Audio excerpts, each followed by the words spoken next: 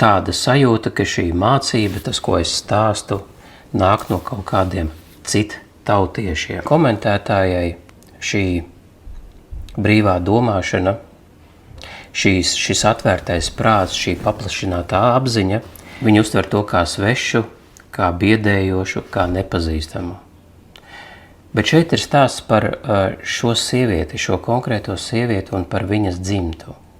Šīs zināšanas jau sen pastāv. Par viņām runāja gan Ziedonis, gan Rainis un nevien daudzi, kad ir iespēja domāt radoši, jeb brīvi.